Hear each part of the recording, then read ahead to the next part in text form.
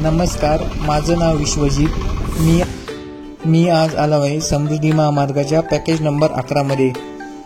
सध्या समृद्धी महामार्गाच्या दोन्ही बाजूने नागपूर ते मुंबईपर्यंत वृक्ष लावण्यात येत आहे। पॅकेज नंबर 11 हे 20 किलोमीटरचं पॅकेज आहे।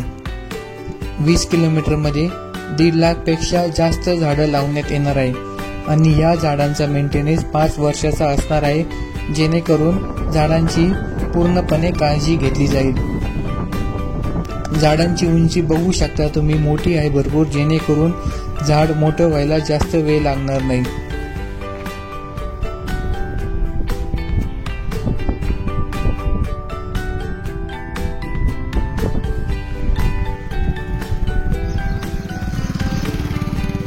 समृद्धी महामार्गाचा तो शेवटचा टप्पा आहे मुंबई जवळचा, त्याचं काम अजून बाकी आहे।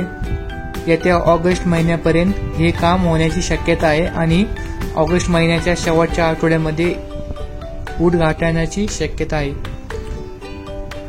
नंतर आपल्याला मुंबई ते नागपूर समृद्धी महामार्गाने प्रवास करता येईल। गव्हर्नमेंटचा समृद्धीच्या दोन्ही बाजूने झाडं लावण्याचा प्रोजेक्ट कसा वाटला हे कमेंट बॉक्समध्ये नक्की सांगा।